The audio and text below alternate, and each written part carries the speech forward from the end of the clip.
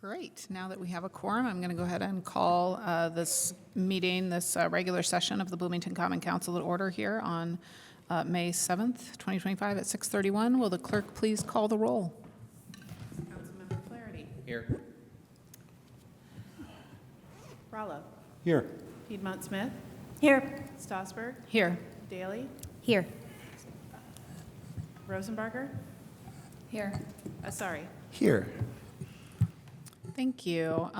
Tonight, for my point of historical interest, I want to recognize a first that we had this week in Bloomington. If you follow the Bloomington Fire Department on Facebook, which I do, you will already maybe have seen that last Saturday, Captain Stacy Mitchell became the first female in the history of the Bloomington Fire Department to cover a shift as acting battalion chief. And this comes not too long, just a little over a year after last year in March of 2024, Bloomington Fire had their first all-female crew. So I wanted to acknowledge those kind of recent firsts in Bloomington Fire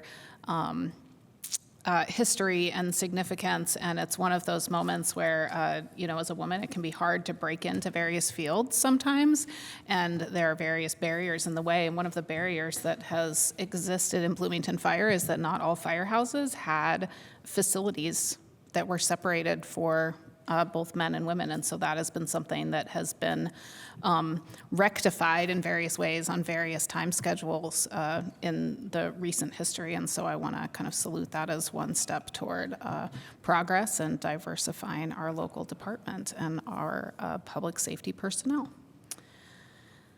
So moving on to our agenda summation for this evening, we have no minutes for approval. We will then move right into reports, first from council members, and then from the mayor and city offices, where we have an RDC report that was submitted in written form about a month ago or so. We'll get that presentation tonight. We'll have reports from council committees, and then we'll have our first opportunity for public comment on items not on the agenda.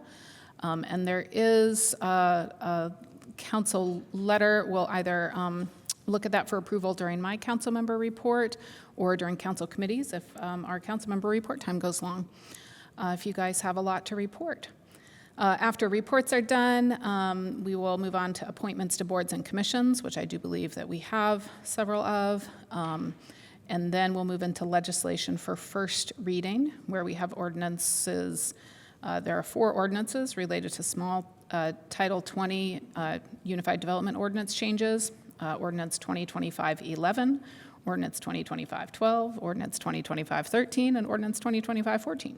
So we'll have those read as first reading, followed by a first reading for appropriation ordinance 2025-06 to appropriate food and beverage tax funds to the Monroe County CIB. The 2 items on F and G, ordinances 2025-19 and 2025-20, related to towing services. We have been asked to take those off our agenda for first reading tonight. We will hear those for first reading later on. There are just some things that apparently still needed to be worked out in those 2 ordinances.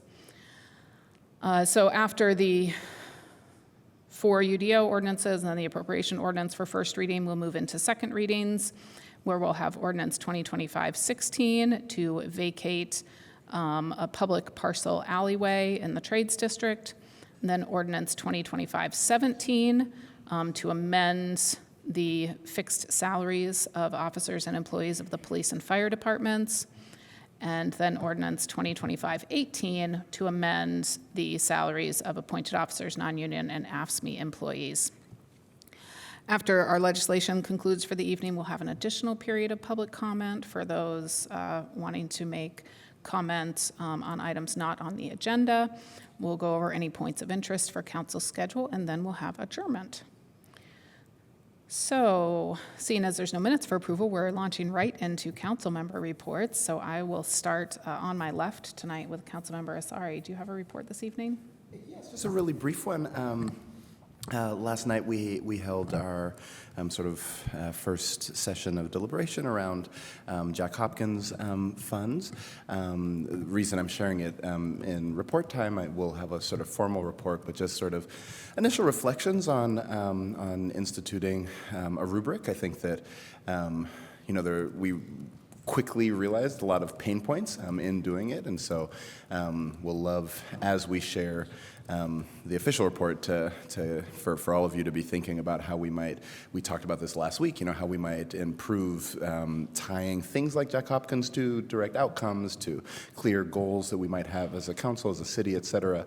But I think that we made, we've started to make some good progress towards that, but just wanted to highlight that we've had over 30 applications for close to $1 million, and the work that so many of these organizations are doing has just been, really remarkable, and it's been exciting to be able to support that. I'm sure that my colleagues Andy and Dave and Courtney probably share that view as well. But yeah, so we're making some progress, and we are on schedule, I guess, to make our recommendations in time to get to council before our recess.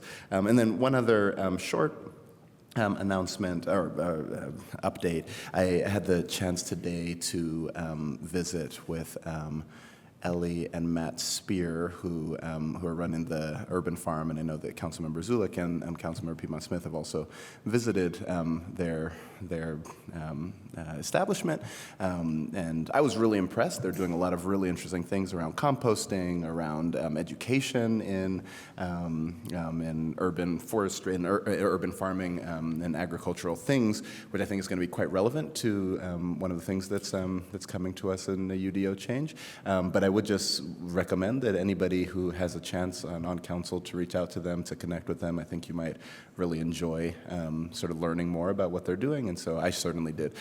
So just said I would say that, so I'm saying it. Thank you. Councilmember Rosenberger. No report, thanks. Councilmember Daley. Yes, thank you. So a couple weeks ago at my last report, I had said that I was going to be using my time for now to focus on local social service organizations that are going to be needing our help in the foreseeable future. So tonight I thought I would talk a little bit about Exodus Refugee here in Bloomington. As many of you may have heard, there were stories that ICE was in town last week, and Exodus closed their doors for about a week out of fear for the safety of the public that they serve.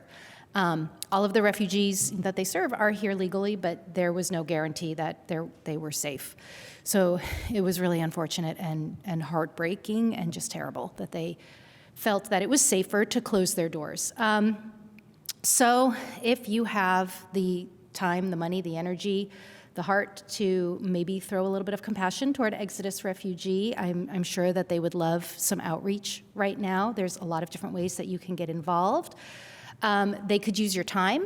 They have a couple different ways that you could volunteer in person if you want to be part of a welcome team, an employment team, a transportation team, for all sorts of needs as people arrive here in town with often nothing and with no knowledge about how to get around town, or no car, or no way to get around town. So they need help in that way. There's also other ways that you can help by making donations. They're always looking to help these refugees, these new people to our community, help build their households when they have nothing.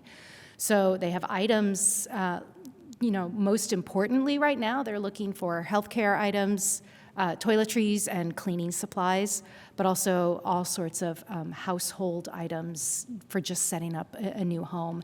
And then, of course, also, if you wanted to make a financial donation, there are ways of doing that. So I encourage you to please look on their website, exodusrefugee.org, see what you might be able to do to lend a hand, and just reach out to them even with a message of support and say, hey, what can I do? What do you need help most with? That's my report. Thank you. Thank you. Councilmember Flaherty. Thank you. Thank you. Councilmember Rallo. I'll take this opportunity. I just thought of something. This has come up in the past. It actually came up during budget last year, and that is our downtown planters, which of course have in the past had, as I've noted, native plants, native prairie and savanna perennial plants, and that was implemented a few years ago. I supported it. I thought it was a great idea. In tow comes monarchs and swallowtail butterflies and other insects that pollinate them, birds that eat seed and so forth. It's also instructive for people because sometimes that's the first time they encounter a plant that looks exotic but is actually a native plant. And so I thought it was really a great feature of downtown. Not everybody agreed. Christopher MG's here this evening. Don't mean to single you out, but you, I think, we have a difference. We have a difference of opinion, and of course, you've stated yours. That opinion won out because my understanding was during budget time that the planters would be sort of a hybrid, that they would have both native and, I guess, annual non-native ornamentals in it. Well, that's not the case. It's all annual non-native ornamentals, looks to be. This was outsourced to a private firm for upkeep, so they'll be in charge of making sure that it looks tidy and nice and flowering and all that on a regular basis. However, I count it as, with some lament that, that is no longer the case. Beauty is in the eye of the beholder. Not everybody agrees that native plants are beautiful, especially when they senesce and look like dried husks, but they do provide food and so forth at that point. So anyway, but this just segues into the fact that those ornamental planters downtown are a relatively small part of, I guess, the opportunity for natives to thrive. The real danger are the non-native invasives, which I find in various developments around town, which I am very dismayed about because we do have planting codes at the city. There is an allowed list of plants. You may not like native perennials, but you could potentially perhaps put in annual non-native ornamentals, but these plantings are invasives. They spread from there, they invade local woodlands, meadows, and so forth.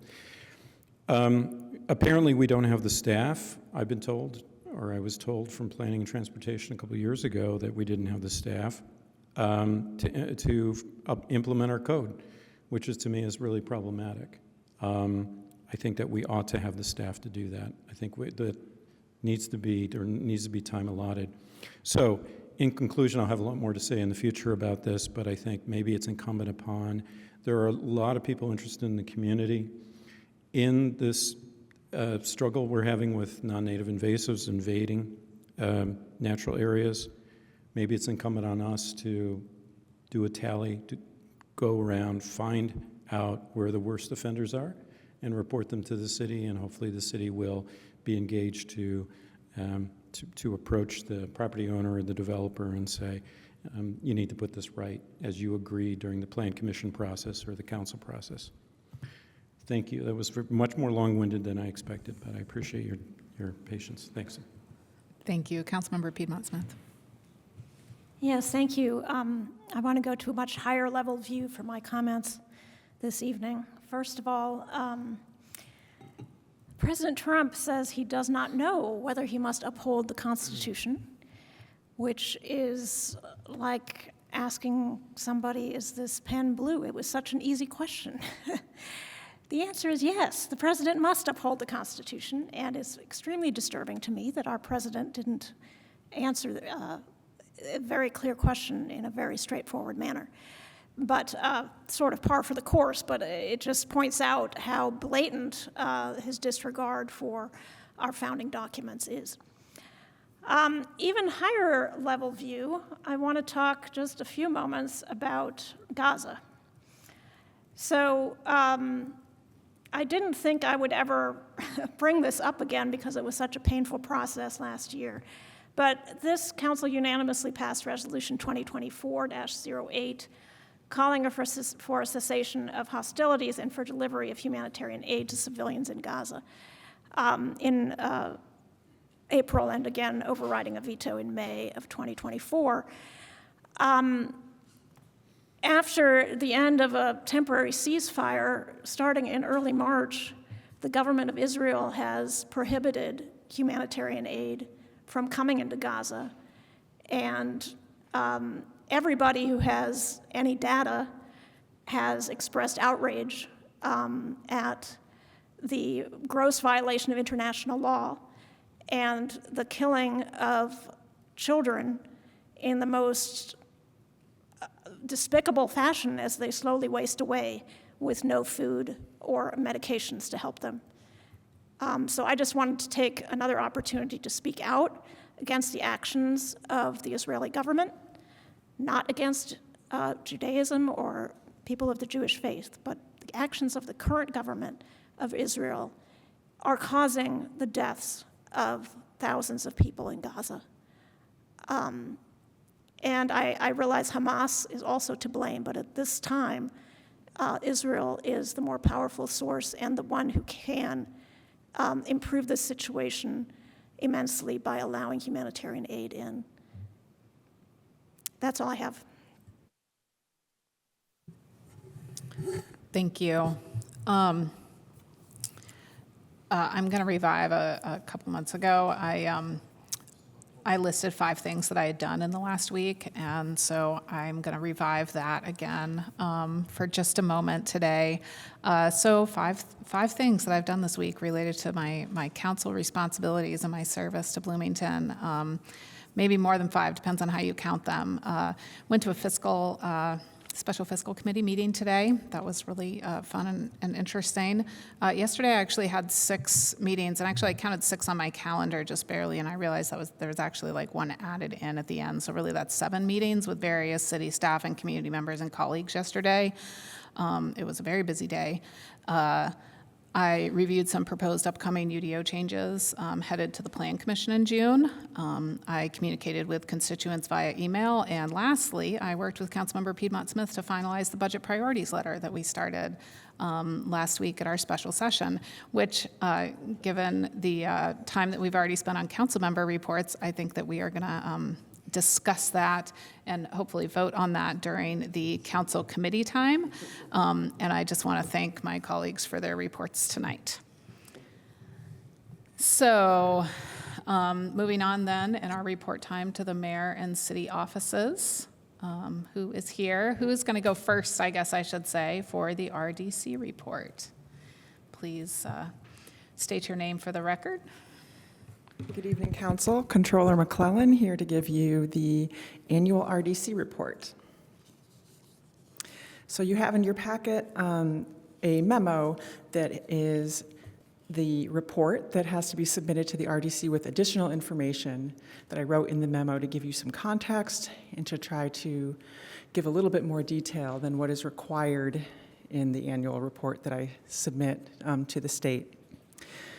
So I'm going to go over what is required here, and then Anna Kellyanne Hansen is going to give you a presentation with more pretty pictures and really interesting information about the TIF projects that we do. So every year we have to report on who are the members of the RDC, and that is in the report. We have to report on the revenues in our TIFs. So we have 2 active TIF funds, TIF areas, the Kinzer Prow, which is a small TIF up north of North High School, and the consolidated TIF. Kinzer Prow received a little over $86,000 in property taxes last year, and the consolidated TIF received almost $18 million in property taxes last year. We also have to report on the expenditures that the RDC spends out of the TIF in that calendar year. Kinzer Prow was spent on the Griffey Dam Trail. It was a little over $158,000. TIF was spent on bonds, principal and interest, and other services and charges are all of those different various projects. So our projects in 2024 were First Street reconstruction, which is down by on the south side of Hopewell. Beeline 17th Street extension project, which is up by, the name of that street is escaping me now. It's north of, the street is escaping me. I literally can't say the street. Our bonds, garage repairs, the TIF is responsible for some garage repairs. Hopewell, that is, majority of that is First Street, is all the work done in Hopewell East, which is the large parcel where the park is now. The Tech Center and Trades District combined for about $5 million.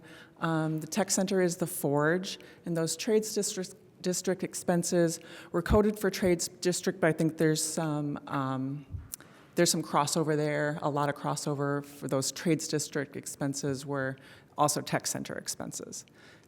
This information doesn't go to the state. This is not part of the TIF, like the official annual report. Community Crossing matching grant was a label that was applied to one of the expenditures.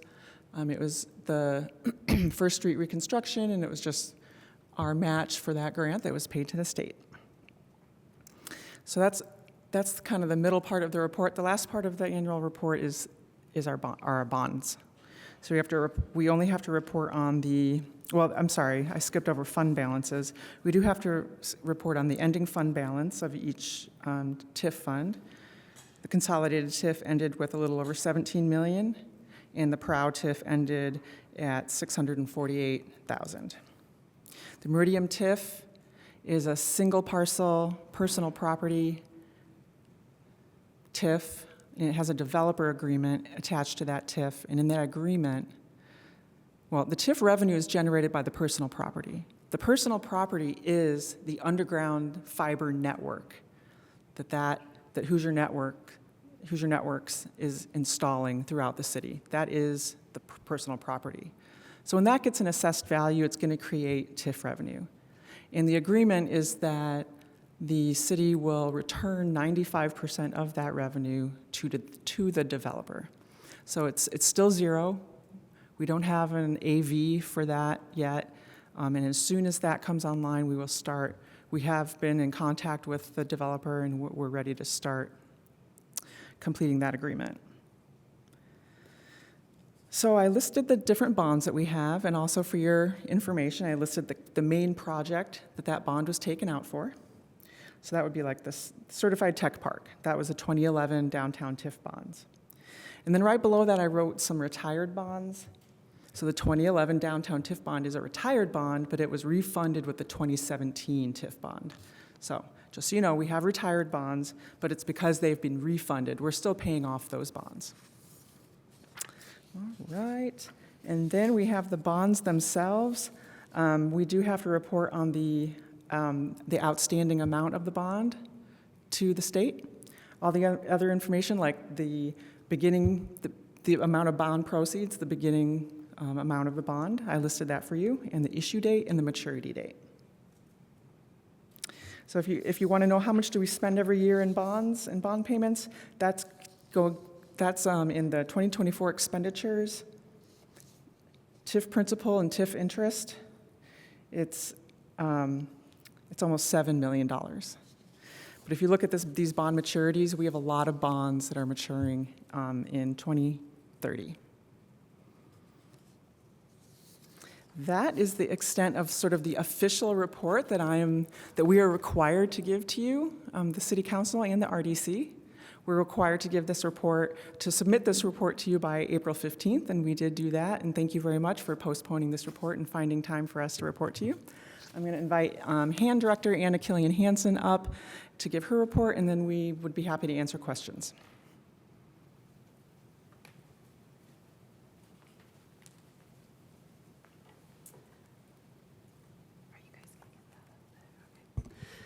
Good evening. My name is Anna Killian-Hansen, and I am the Director of Housing and Neighborhood Development One of the other hats that I do wear is also that of the Executive Director of the Redevelopment Commission. The City of Bloomington Redevelopment Commission oversees tax increment financing, known as TIF, in tax increment districts. The Redevelopment Commission is also the governing body of the Housing and Neighborhood Development Department as part of our citizen participation plan, overseeing the duties and responsibilities of the programs such as community development block grants, home investment partnerships, and neighborhood improvement grants. The Redevelopment Commission exists to revitalize blighted areas, economic growth, improve housing and infrastructure, addressing environmental issues, facilitate private sector investment, preserve or enhance community character. The Redevelopment Commission has the statutory authority of Indiana Code and the Bloomington Municipal Code. Membership of the Commission consists of 5 appointed members, 3 by the mayor and 2 by common council. In addition, a member of MCCSC as a non-voting ex officio. By code, the officers of the commission consist of the president, vice president, secretary, executive director, and the fiscal officer known as the controller or the treasurer.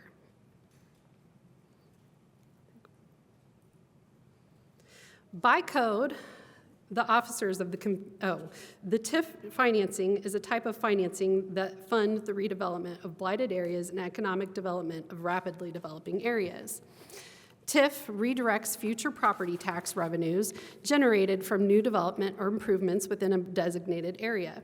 TIF helps fund infrastructure improvements, public services, or incentivizes private investment, and in return, the future increases in property tax revenues, the tax increment, generated from that investment are used to pay back the initial costs of those improvements or incentives. When TIF district is created, the assessed value of all properties within that district is recorded as the base AV. The local taxing entities, for example, given the city, county, school district, continue to receive property tax revenue calculated on this base AV, just as they would without the TIF district. If new development or redevelopment occurs within that TIF district, the assessed value of the properties will likely increase. This increase is assessed value is the increment. The tax revenue generated from this increment is captured by the TIF and used to finance the project that is the purpose of the TIF. This could include infrastructure improvements, debt service on bonds, issued to finance project, or other redevelopment-related activities. Imagine a property within a TIF district has a base AV of $100,000. Over time, it's redeveloped and its assessed value increases to $150,000. The $50,000 increase is the increment. The property tax revenue from the original $100,000 is still going to the regular taxing entities, while the tax revenue from the $50,000 increment is captured by the TIF. In essence, the base AV is the starting point for the TIF, and the increment is the additional revenue generated by the development that is used to fund the TIF project. Bloomington has a consolidated TIF made up of several TIF districts, including Adams Crossing, Downtown, Tapp Road, Thompson, Walnut Winslow, Thompson, and Whitehall. We have one TIF district outside of the consolidated TIF known as Kinzer-Prow. You can visually see where these TIF districts are on this map. We also have the Meridian TIF, which is a personal property TIF called a spider TIF that is a TIF district with a shape resembling a spider's web or network. This TIF is called the Meridian Fiber TIF and installs fiber optic cable across Bloomington. The RDC owns a number of properties, and highlights do include Showers West, the Trades District Garage and commercial spaces, 627 North Morton Street, which is the home of the former Innovation Lab, the Trades District Forge, or Tech Center, the Mill, and there are some additional parcels in the Trades District. We have the 4th Street Parking Garage, commercial space, 4 residential lots on Dodd Street, College Square, which is also known as the Bunger Robertson site adjacent to the convention center, Parking lot south of the convention center, 10 blocks at Hopewell. There are quite a few other properties if you do pull it up on the GIS, but the majority of them are right-of-ways. So you'll see little pieces, but there's not much to be done with that. So just FYI, those are the bulk of our larger properties. Every year, we have annual resolutions that approve maintenance funds, property insurance, appraisals, and new this year, we had to pass a spending plan. That was a new state requirement. Had to be passed by the middle of December of last year. Business highlights, we had the approval of a right of entry for a public art installation and some HVAC repairs at the 4th Street Garage. At the Trades District, we had the conveyance agreement for the Trades District Hotel, which we're very excited about, the approval of Gateway Art, the approval of a number of Forge and Trades garage leases, the approval of solar design. They also approved a number of neighborhood improvement grants, several emergency home repairs, the CDBG allocation recommendations, the approval of CDBG funding agreements, and then Hopewell was the vast majority. We had secondary plats for Hopewell East and West, approval of change orders on the demolition agreement, approval of security patrols, environmental and remediation services, change orders for the East contractor, more environmental stuff, the efforts to secure 714 South Rogers, approval of fencing, camera installation, utility work, public art installation, and public offerings, and then officially the transfer of the core building, which is the original hospital site, set to be 38 units of affordable housing. The Beeline Extension project was also a highlight. There were approval of change orders and some environmental services. And then we had a number of celebrations in 2024. The Forge opened, which was very exciting, and the College and Community Collaboration Grant from the Lilly Endowment with IU. That was wonderful. We were substantially complete with Hopewell East, or Hopewell Commons on Hopewell East, which hopefully most of you attended the park opening last month, which was really fun. And we are still celebrating the transfer of the property for the boutique hotel in the Trades District as well. So as you can see, the RDC has been very busy in 2024. Our momentum has not stopped in 2025. We have a lot of business that continues to happen. That is the summary of what has gone on in 2024. Thank you for your time. And I will invite Jessica up here for questions as well. Great, thank you. Do council members have questions? Councilmember Rallo. A comment, but I'll turn it into a question, like on Jeopardy. So regarding the consolidated TIF, I've seen a lot of good come from it, and so I don't quarrel with how it's been utilized, but because it's because of the increase in property taxes generated by new development within it, and it's a very large area, I think we need to be cognizant of the distribution of the dollars that are derived from it, and throughout the TIF area. So some areas seem to be kind of orphaned relative to other areas, and I understand because, you know, a lot of activity is concentrated downtown. But so say the southwest quadrant is relatively starved of investment so far, yet it's part of the TIF district. Do you think, I mean, I've seen maps of the distribution of the investment. What do you think about, just in terms of like fairness, having it distributed in areas where it heretofore hasn't been? Do you have an opinion?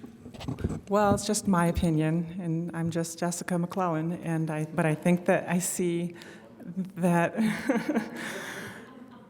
I think that I definitely understand what you're bringing up, and it's a very valid point, but I do think that we're leveraging the TIF dollars together as a larger lump sum on bigger projects. And I think that the TIF has been more project-based in recent years, and it has gone towards larger projects. And that is what draws those funds away from potentially going to smaller projects in those areas. So that's my only follow-up comment, to maybe just flush that idea out a little bit more. And that's kind of the rationale behind most of our spending at this point. Yeah. Please, if you have. May I? Yeah. So I just want to say that, I have to lower this. Sorry about that. Much of our business right now stems from projects that were priorities of the administrations, either previously or currently. So we have a lot of projects going on. It's difficult to think about allocating to something else right now, just because we have a lot of hands in the cookie jar. And we also have now the implications of SB1. And so we really need to, and we are working on right now, a more detailed budget of how we're going to accomplish the current projects that we have. I think we're all a little bit reluctant to get overextended. Many of these TIFs are going to expire within the next 10 years, so we don't want to overcommit at this point. So until we have a good fiscal analysis and budget, I hear what you're saying, but let's not get overextended. Yeah, and I hear what you're saying, and I agree with you, but just wanted to bring up that Yeah, point. very valid. Appreciate it. Thank you. Other questions? Councilmember Piedmont Smith. Yeah, I wanted to ask about the property the RDC owns on West Dodd Street in the McDowell Gardens neighborhood, which I represent. Can you tell me more about those? Are those vacant lots currently, and what's the plan? They are vacant lots. The previous administration had purchased them from Habitat. Habitat was unable to develop them at that time, so we did take them on. There is some consideration as to what the future of those lots holds. And just for your knowledge, to sell any RDC properties, we have to perform 2 appraisals, and then we have to put out a public offering. You cannot sell them for anything less than the average of those 2 appraisals for a certain amount of time. So there is a process if we were to dispose of them. Okay, but currently there are no plans to build on them? Not at this time. Okay. I have another question, but I can wait. Actually, technically, this report time ends at 7:09, so I'd like to extend that to 7:15, just to allow for more questions, unless there's disagreement with that. Great. So are there other questions? First round? Okay, I have one. Actually, I have a couple as well. The first thing is maybe I just want to point out that on the written report that we got, on the line that it says fund balances as of 12/31/2024, your column headers for total debits and total credits are, I think, swapped, because it has our credits exceeding our debits, but I think Yes, we spent more than we received in 2024. We Yeah. spent 30.7 million, and we received, all of our revenues was 20.6 million. And that cannot happen anymore. Right, but so the column headers, No. the total debits say 20 Debits are- million, and the total credits say 30 million. For us, debits are a debit to the cash account. So a receipt into the cash account is called a debit. So, I mean, it's kind So- of different. It's always, accounting is, I hate using debits and credits. It's better, I can just change it to say revenues and expenditures in the future, because depending on what kind of account you're talking about, a positive could be a debit or a credit, or a negative could be a debit or a credit. It's just Okay, that was stupid very accounting confusing stuff. to me. All right, thank you. But revenues, in this report, revenues are debits, expenditures are credits. And yes, we Okay, did spend more than we received. okay, great. So expenditures. That's because are we spent all of credits. this cash on Hopewell, and that's what happens when you spend cash on a giant project instead of bonding and getting your big lump sum and then just spreading that out with payments over the next 15 or 20 years. Right, Is you really eat into your cash, and you can't do that for very long. right. And then the question that I have, I wanted to follow up on what we were talking about with the fiber lines being personal property is kind of part of, like, who ends up paying that then? So is that like if there's a fiber line in front of my house, does that mean that my property tax? No, Like, business personal property is the business property of a business. So if I had a car company and I built cars, all of the machines inside the company to build the cars are my business personal property. So Hoosier Fiber Networks lays down all of this fiber, and that fiber network is their business personal property, and they do have to report that. So Hoosier Networks they get a tax bill, just a regular old tax bill. They pay it, then we receive it, and there will be a separate, the way we get taxes, all the TIFs are broken out, and we will see exactly how much we got in payment from them, and then we do a little transfer. okay, thank you. Second round question, Councilmember Piedmont Smith. Yes, so this is also for Controller McClellan. On the report, so where you have let me try to find where the question was.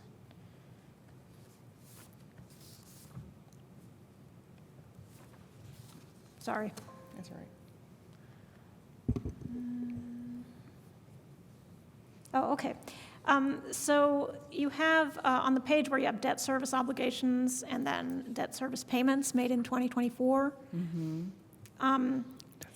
That second table for the debt service payments, you have a column with total outstanding principal and interest as of 12/31/24. Why is that different from outstanding par amount in the table above? The outstanding par amount doesn't include the interest. So the outstanding principal and interest is like our all-in, how much is due. Outstanding par amount, like that is what is required that to the state, that's all they want to know. And I added that principal and interest in that table because I thought that that's what you would really want to know. What's our all-in cost? So the par amount does not include interest. Correct. Thank you. Any other second round questions? Okay, I have one more then. So on the chart in explaining the TIF districts, you guys said that, the increase in value based on like improvements is the tax portion that goes into the TIF district. But how do you separate that from, say, like inflationary interests or inflationary increases or other, because like assessment increases kind of regularly, whether or not there are actually improvements on the land. So do you separate that kind of stuff out? Is there a metric for that or not? There is, and the assessment world is called trending. So even if you didn't do anything to your property, the value can increase because of trending. And I don't know the state code really, really super well for that, but I believe that we receive the trending, but we don't calculate that. Like that happens at the assessment and the taxing level. When you but say it would we be good- receive the trending, do you Yeah, mean I the think that TIF we district receive- receives it? Or Yes, the okay. TIF district receives the trending, yeah. Okay, thanks. I believe, but I can follow up. Okay. Councilmember, sorry. Thank you so much. And sorry, I was trying to form the question. And so I'll sort of ask a twofer, if that's okay. The first question is, I think maybe both building off of what Councilman Rallo asked, but maybe with a slightly different direction. But I think we started to answer this question, but thinking specifically about the pressures with SB1, could we elaborate a little bit on how that might change the ways that we would use TIF districts? And then like thinking very specifically if there's any opportunities for consolidation, expansion, et cetera, to how might we utilize that tool in some different way in light of the constraints of SB1? And then my sort of follow-up or twofer double-barreled question is we talked about now having to have a plan for spending for that the RDC has to have a spending plan for TIF districts. And could you talk a little bit about how that aligns with budget timeline and what we might do to better integrate the ways that we're thinking about TIF with the way that we think about the general budget, and how you sort of integrate those two processes. All right, I will start with, okay, I wish I had put in here the statute, the list of eligible uses of TIF, because it's very interesting. And I will add that to the memo for future years, because I think you'll see a very similar narrative every year. So it's a lot of infrastructure and environmental cleanup and public safety, police and fire, capital expenditures. You can use it on operations, but that's really not recommended, just because TIFs have expiration dates.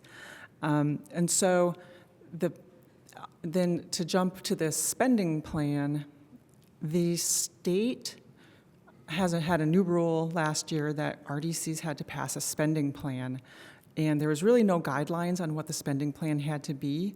And some TIF, some RDCs were just sort of like saying, these are all of our revenues that we're going to get, and we're going to spend it, every penny of it, on other services and charges, like on projects, on just unnamed projects. And they submitted that, and that's the spending plan. So the spending plan was sort of an exercise, I think, in getting RDCs to recognize that they need to start thinking about their spending, and some RDCs took it a little bit more seriously than others, and ours took it very seriously. And we mapped out what all of our expenses were for the past 3 years, and we kind of tried to gauge what will we need for projects and ongoing expenses and maintenance of properties. And so we do have a very very real spending plan of what we hope we can spend on maintenance and on different projects. Folding that into the budget process is a little different for the RDC because they're so project-based. I think that the RDC knows about developments and projects that might be coming online where they could support infrastructure that could support development, and they're really focused on what can they do to support either environmental cleanups in certain areas to spur development. They're very focused on spurring development. So that's kind of been the impetus for how the administration would maybe suggest a project to them. So I think City Council having good, and the administration and engineering presenting good information to City Council about what projects engineering is having come online, and talk about where are those located, and how that could fit in, how the RDC could fit into that expenditure. I'm trying to give you a pretty vague answer because I also don't want to speak for the RDC. You're welcome. Thank you.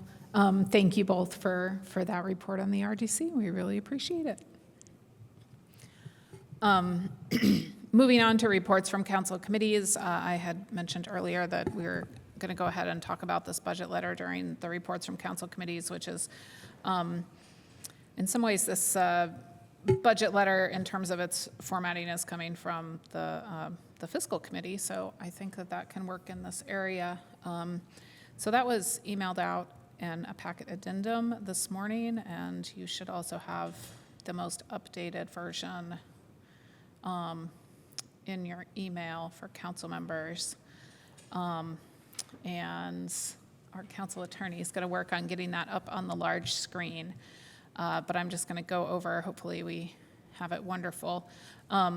So a couple of things got kind of added or changed based on our conversation last week. So the first thing to probably recognize is that in the preamble here, we pulled out the long-range planning documents to just kind of recognize because a number of people mentioned, like, hey, we want to make sure that what we're doing is supported in our long-range planning documents, and so we wanted to make sure that was cited in there. I also, if you want to scroll down a little bit, please, thank you, added in just a little bit more language around how this letter should be viewed, and recognition that the pieces that we highlighted are not a comprehensive view of the entire budget. So we just kind of messed with that wording a little bit. And if we scroll down farther, changed how we, to the second page, changed how we described the rankings in terms of the process that we went through to develop those numbers. And so instead of, when we talked about it last week, it was like blue and red to kind of signify the different levels of support, you could say. And Councilmember Piedmont-Smith and I took that out and just kept in the numbers. I think it just read a little bit cleaner than having the colors go back and forth.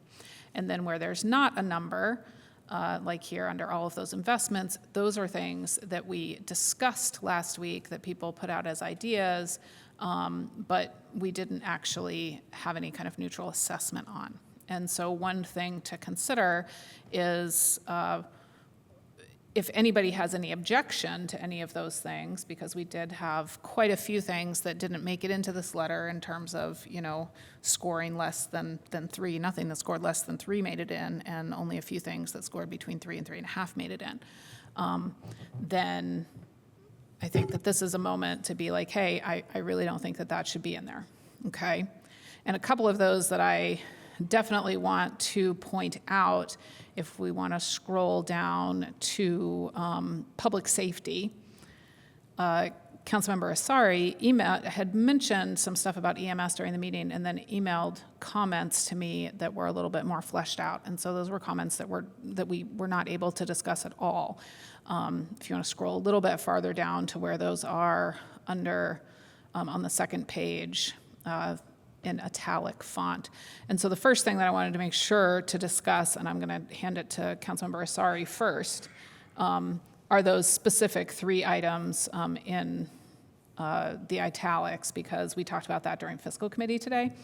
So these are your EMS worded stuff. So maybe what I'd shared at the fiscal committee is that at the time when we were brainstorming different things to put in this this letter, one of the things that I'd mentioned was there was this recent report around ambulance services and such things.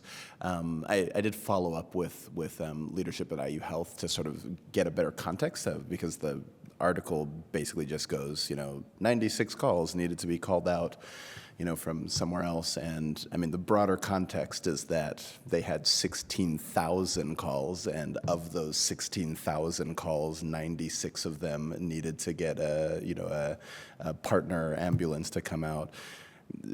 Maybe, that's like what, half of a percentage of their calls. So I don't know if necessarily then it's something to, react to in that way. So maybe I would advocate for making it a bit broader in the sense, because I think then Councilman Morallo brought up some other things just around, outcomes around things like wait times and those type of things. But I think just generally trying to capture that some interest around public health, I think also sort of is covered under the 2. So anyways, in short, I would probably scrape line 2 in light of more sound information. But other than that, I think the others are useful. I hope that's what you were looking for. Well, yeah, I mean, they were italicized to make sure that we all had a chance to discuss them, because they did not get put up on the screen for everybody to discuss last Wednesday. Councilmember Asari, were you thinking about scrapping all of the things in italics? Because there are 3 lines that have italics in them right now. Maybe just point 2. So the EMS fund salary offsets? Okay, do other council members have comments about any of these things? Councilmember Piedmont-Smith. So it was my understanding that this is more the domain of county government, and certainly in the first italicized bullet point, it says across all areas of the county, and I definitely wouldn't want to put that in our priorities, not that I don't love my neighbors who live outside city limits, but we're the city government. Yeah, I guess I would hesitate to put any of that in there at this time, because it's traditionally been the county government's responsibility. Okay. Okay, so what about the city county EMS coordinator position or similar? And then the thing that was on there that we could have talked about, which is not in italics and still has to do with dispatch, is the continue investments in specialized central dispatch services. So, and then also in the first objective, which you can't see up there on the screen right now, it has to do with improved safety of community members and address disparities or inequities in existing public safety outcomes. That has to do with the non-police response team, never mind. So are there other comments about these italicized? And especially the last one about a city-county EMS coordinator. Councilmember Rosenberger. I'm sorry, I thought, what's getting removed? Ensure So- timely, reliable, and equitable Okay. emergency medical response across all areas of the county to protect life and health. Yes. Councilmember Piedmont Smith advocated to scratch that, and Councilmember Asari concurred. And then EMS fund salary offsets, certification programs, or stipends. Councilmember Asari, who is the original suggester of that, said that he would pull that. So the last one that is still on there is the bottom one. And if anybody wants to advocate for something that somebody already said to pull, this is a moment for that too. I guess in general, I have a hard time with an added bullet in any category that says fund a position where we didn't get to vote on it in the list. And then, like, I think there are city positions, if we were to be like, what new city positions do we need? I just have no idea what my priorities would be, I guess, yeah. Okay. Response to that by anybody? All right. Does anybody object right now if we just delete all of the italicized things under public safety? Now is the moment to object for getting rid of all of the italicized things. Anybody objecting?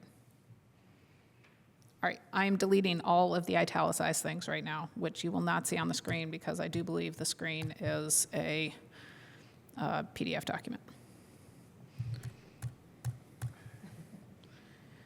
And I am also, for transparency's sake, deleting the, Councilmember Lehner, if you could scroll up just a little bit, I am deleting the explanation of what the italic font means. Right there, it says items below in italic font. I am deleting that explanation. Well, I'll cross my fingers. I'm saying it all out loud so that then if the letter comes out different, then you all can, there's a recording. Okay, so I wanted to make sure to go over that specific thing. And then I also, if we want to scroll down to Health and Human Services, under investments, for investing $200,000 in co-location of mental health services and existing social service agencies. There was the outstanding question last week as to whether there are any agencies or organizations in Bloomington that are already working on that kind of thing that we could either partner with. Councilmember Daley, did you discover any initiatives like that in Bloomington currently? None in the way that I was envisioning it. Okay. No, I don't think so, not that I was able to find. Now, there is, for example, the partnership with, Beacon and HealthNet, where they're going to be visiting, like, Crawford houses for health checkups, regular health issues there. I mean, that would be an opportunity then to also, maybe look into adding mental health initiatives. Something like that is what I'm thinking. Okay. I think the question that I have, and maybe barring certain information about anybody, is should I put something in parentheses that implies or states like, or partner support with other agencies working on similar initiatives, or should I just leave it the way it is? And we can just kind of, there is the preamble kind of has it as ideas, but whether or not I explicitly state partnership. I mean, what do you guys want me to put here? Or do you want me to leave well enough alone? Councilmember Piedmont Smith. I thought, Councilmember Daley, did you look into the Bloomington Health Foundation at all? I thought they were undertaking a similar project. So I guess my answer to Council President Strasburg would be I would prefer to have something in there about possible partnerships. But That's fine. Councilmember Daley, did you? Not that I found. Okay. Right. I know I specifically was looking at Centerstone and HealthNet. I don't think I looked at Bloomington Health Foundation. Okay. Not that I recall. Okay.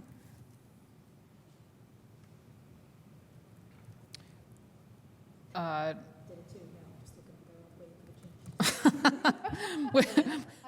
sorry. Yeah, I'm fine adding that up in there. That's Okay. So That's great. is there objection to my putting in parentheses after the 3.89, consider partnerships with organizations working on this initiative? Does that say clearly what people would like it to say?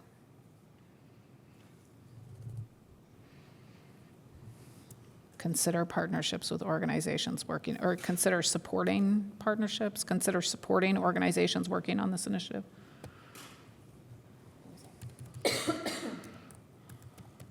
Okay, I'm going to say consider support of any organizations working on this initiative. Does that cover our bases right now and clearly communicate with the administration the intent? Does anybody have any objection to that? Okay.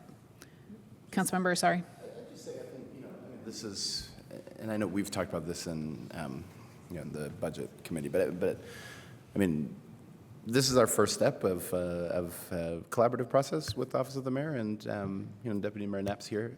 Thanks for being here. I don't think there's anything objectionable in the letter. It's starting, I mean, there's lots of other ideas and lots of other things that hopefully we'll continue to talk about. But, the goal here is not to be exhaustive, right? I mean, it's to start the conversation and show where we're starting to have some support around things, but there's going to be continued conversation. So I just sort of feel like we should, send this along and continue. Okay. I think the last question I have to ask, though, on that vein is there anything in here, especially the things that were added last week that do not have survey results, numerically in the percentages, or in the parentheses, is there anything that anybody objects to being on here right now?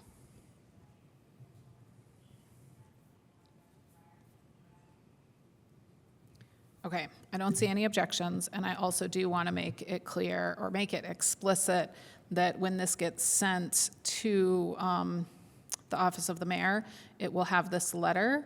It will also have the list that Councilmember Piedmont Smith organized of everything that scored above a 3, whether or not it made it into the letter, everything that scored above a 3. And then it will also have the full results of that survey of everything that got suggested and the scores and the average scores, so that then the administration knows all of those ideas and has explicitly been handed to them, whether or not they, made the letter. Because those were things that at least one council member said were high priorities for them. So barring any other objections or comments, I guess I'm looking for a motion related to said letter. Motion to send the letter. Do we need to be more specific than that? Motion to approve the letter to be sent by the council president, having made the edits necessary to send it to the mayor. Second.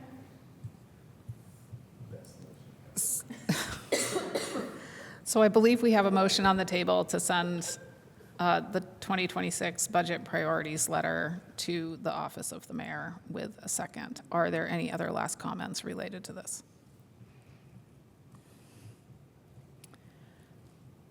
Do we need to do a roll call vote, or can we do a voice vote on this? Great. All those in favor, please say aye. Aye. Any opposed? Any abstentions? Thank you. I will get this to the office of the mayor tomorrow morning, or maybe tonight. We'll see what happens. We'll see how late this meeting goes. All right, thank you. And thank you, everybody, for all of your work on that and giving ideas and thinking about that letter in this process. Moving on then to reports from the public. So this is our first area of public, or time for public comment tonight, where the public can comment on items not on our agenda. If you're in chambers and interested in making a comment, please make your way to the podium, and you'll have up to 3 minutes. If you are online and would like to make a comment, please use the reactions tab to raise your hand, or you can send a chat message to the host. And we're going to go ahead and start here in chambers. If you could please state your name for the record, and then you'll have 3 minutes. Good evening, Madam President.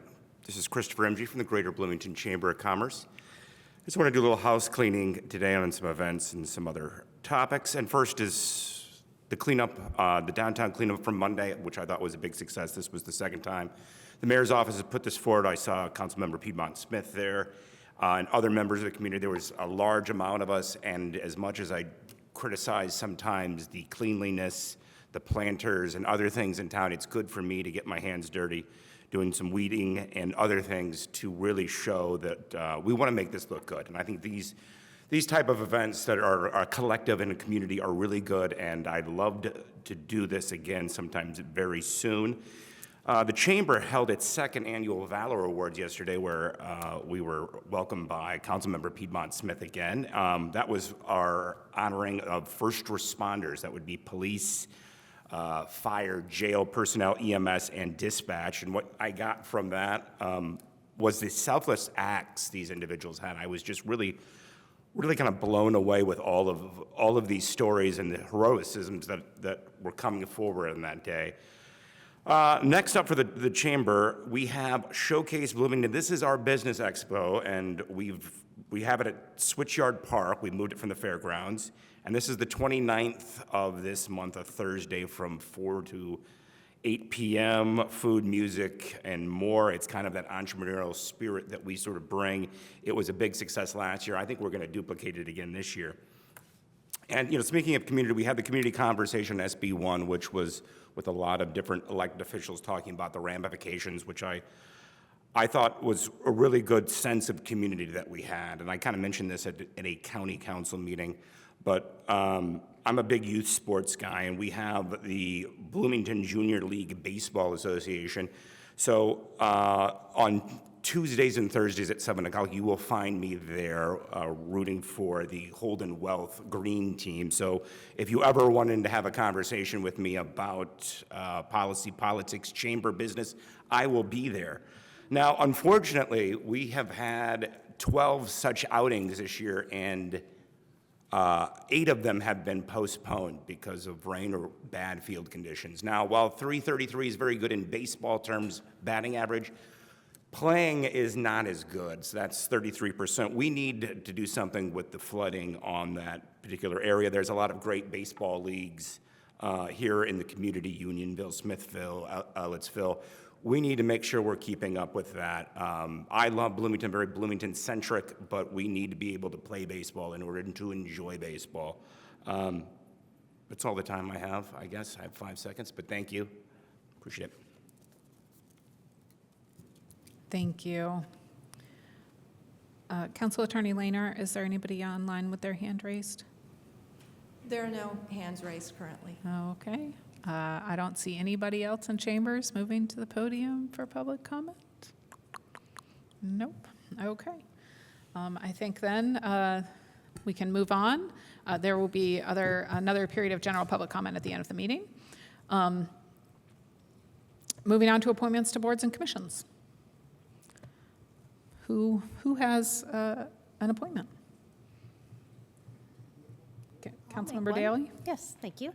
So Interview Committee Team B would like to recommend for the Commission on the Status of Women, appointing C.C. Swalling to seat C1. Thank you. We have a motion and a second to appoint C.C. Swalling to seat C1 for the Commission on the Status of Women. Do any council members have any questions on this appointment? Seeing none, all those in favor of the appointment, please say aye. Aye. Any opposed? Abstentions? Thank you, and thank you to CC for serving. Other motions? Councilmember Flaherty? Thank you. Yeah, on behalf of Interview Committee Team C, I would like to recommend, or not recommend, but move the appointment of Jose Fuentes to seat C4 of the Commission on the Status of Hispanic and Latine Affairs. Thank you. We have a motion and a second to appoint Jose Fuentes to the Commission on the Status of Hispanic and Latine Affairs. Do any council members have any questions on the appointment? Seeing none, all those in favor, please say aye. Aye. Opposed? Thank you. Motion carries. Councilmember Rosenbarger? Interview Committee Team A would like to recommend for the Bloomington Monroe County Human Rights Commission to appoint Kathleen Bensberg to seat C2.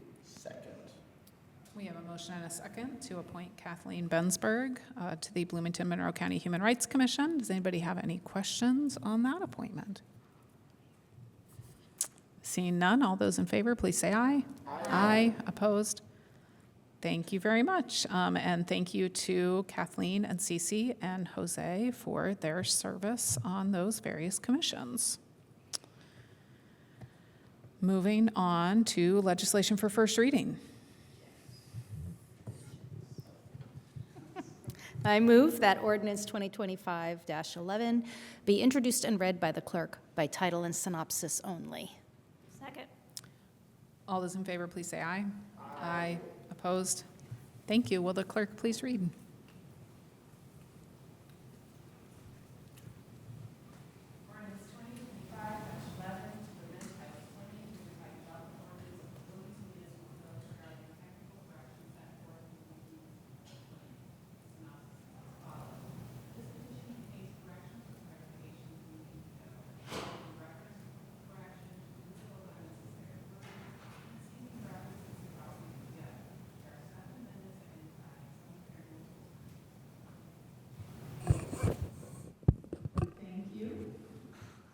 Councilmember Daley?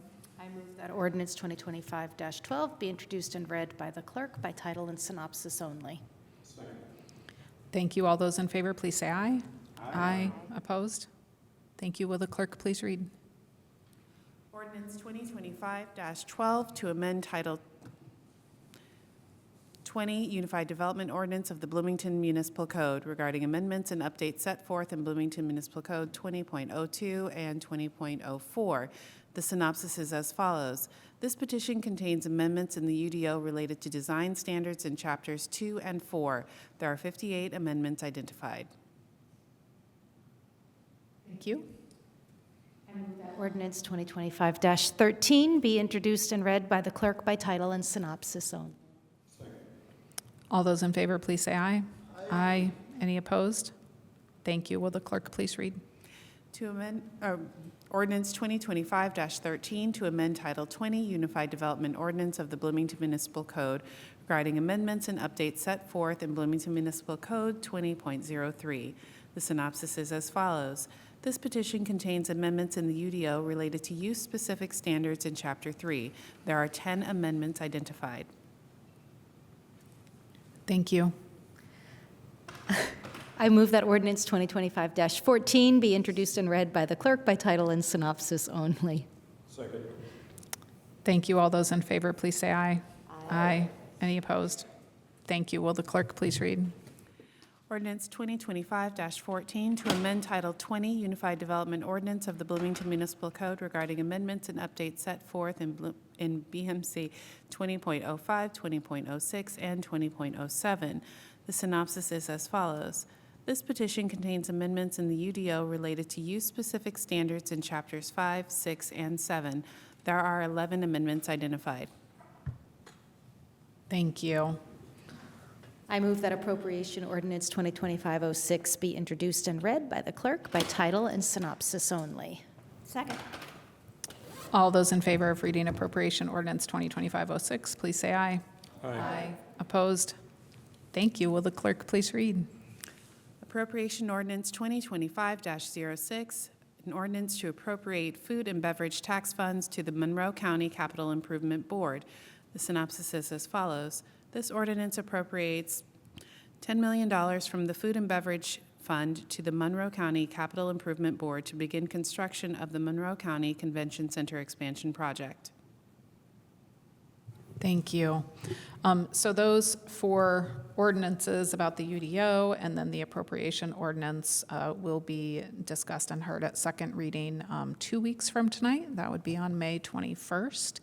And that will serve as the public hearing for the appropriation ordinance. I do believe that we got a written comment in about that appropriation ordinance, and if that constituent is listening, the discussion about that and the presentation will be 2 weeks from tonight. And for those of you who missed the introduction of the agenda summation, we have been asked to not introduce the ordinances 2025-19 and 2025-20. Those will appear on a later agenda. They, I guess, were not quite ready. So moving on to legislation for second readings. I move that ordinance 2025-16 be introduced and read by the clerk by title and synopsis only. Second. All those in favor of reading ordinance 2025-16, please say aye. Aye. Any opposed? Thank you. Will the clerk please read? Ordinance 2025-16 to vacate public parcel regarding a 20-foot wide alley segment located in the southern half of the alley between West 10th Street and West Maker Way. The mill petitioner, City of Bloomington Redevelopment Commission owner. The synopsis is as follows. The petitioner, the mill, and the owner, City of Bloomington Redevelopment Commission, request vacation of an alley right-of-way that is used as part of a parking lot north of the Trades District parking garage to facilitate the development of the Trades District. The alley is oriented north-south and is roughly the southern half of the alley between 10th Street and Maker Way. Thank you. I move that ordinance 2025-16 be adopted. Thank you. And I do believe that we have an amendment for this, so I think that we'll go ahead and do that first before a presentation. I move that Amendment 1 for Ordinance 2025-16 be adopted. Councilmember Daley, would you like to talk about Amendment 1? Yep. As I was going through the packet over the weekend, I noticed that there was a typo in the second whereas clause. The date was listed as September 67th, 2011, and I assumed they didn't really mean it happened on November 5th or something around there. Attorney Lehner looked into what the actual date is supposed to be, and it is September 6, 2011. So we're just trying to correct that typo. Are there any councilmember questions about the amendment? Seeing none, does a member of the public want to make a public comment about this typographical fix? If you're in chambers, you can make your way to the podium. If you're online, you can go ahead and raise your hand or send a chat message to the host. Attorney Lehner, has anybody raised their hand? Great. I'll return back to council then. Any final comments on Amendment 1? Great. I think that we do have to do a roll call vote on Amendment 1. So Clerk Bolden, if you could please call the roll on Amendment 1 to Ordinance 2025-16. Councilmember Flaherty? Yes. Ruff? Yes. Rallo? Yes. Piedmont Smith? Yes. Strasburg? Yes. Daley? Yes. Rosenbarger? Yes. Asari? Yes. Great, thank you. So Amendment 1 passes unanimously. So now we are to the original ordinance 2025-16 as amended. And so who is here to present this tonight? If you could make your way to the podium, state your name for the record. Sure. My name's John Fernandez. I'm here On behalf of the mill, I'm joined online by Charles Whitaker, who is the lead with the Alleywin LLC. They're part of the development team that's on board for this project. Let me just first say that we're super excited about this project. The Trades District Hotel is a really exciting development as it relates to the overall vision for the Trades District and what we're trying to do in terms of creating a very vibrant mixed-use campus, if you will, for the innovation community and others. That's part of a shared vision that we all have. Let me also just thank the City Planning Department, the Redevelopment Commission, City Legal, your Economic Sustainable Development team as well for collaborating with us as we've put together this request for the alley vacation. I mean, just in summary, I think the materials that are in the packet are pretty thorough between your staff, City Legal, Planning, and the Mills materials. But at a very top line, we believe this resolution, the petition, complies with the city's policy as it relates to alley vacation. And in particular, this alley vacation is going to enable us to, I think, create a much more effective design, a more efficient use of the land, and it'll enable the hotel development to happen in a way that's going to ensure better street activation on 10th Street as well as Madison Street. It's also interesting that, for this right-of-way, it's a right-of-way allocation or vacation, but it's not really an alley vacation because the alley's never existed. It's platted on the subdivision for this particular part of the Trades District, but it's never been an alley. And in the materials we submitted, there were several photographs, historic photographs of what's been there. So, it's not like we're giving up something that the community has been using and has relied upon, whether for pedestrian or vehicular traffic. And moreover, the alley that's platted, it doesn't connect to a network of other alleys. So we think that, in fact, with working with the planning professionals that you have here at the city and the development team, we can actually come up with a site plan that's going to really facilitate the kind of activation we want between the different uses, the different buildings. That'll actually be quite good and probably better than your traditional kind of alley network. Again, I think this will really enable us to create conditions for a private investment here that's really going to enhance the district. It's going to add a lot of vitality and economic activity for the city of Bloomington, for our community. I'm happy to answer questions or go into more details, but I would just ask for the council's support. Thank you. Thank you. Are there questions from council members for Mr. Fernandez? Nobody has any questions? Wow. I have a question. Yes. So I'm really pleased that on the design, I mean, it's not so much that we're vacating an alley in some ways, but we're moving an alley so that then like that public right-of-way space then goes in like an L shape around the forge. But that's not actually like platted anywhere right now, right? So like, tell me about the process as what it moves forward around kind of reimagining that block. Yeah, that would, the plan is to, and the commitment is to work with the city planning department as we go forward with an actual site plan approval, that kind of dedication of any new right-of-ways would happen as part of that process because they have to approve it as part of the site plan. So we think there's an opportunity to really, make an enhanced, I guess, connection there for pedestrians, vehicles, so that it functions well as a development site. But that's something that would happen as part of the actual site plan process. So we'll work with the planning department on that. Okay, so right now, this is essentially a verbal commitment to have that L-shaped alley in there. Yeah.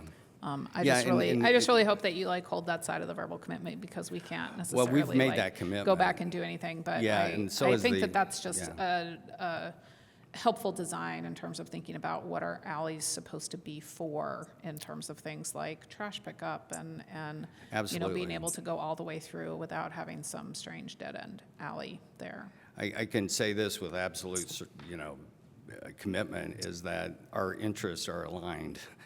We have to have a functional ingress, egress for vehicles, for pedestrians, et cetera. So there's no misalignment here in terms of what the city's desires are and what the development desire is.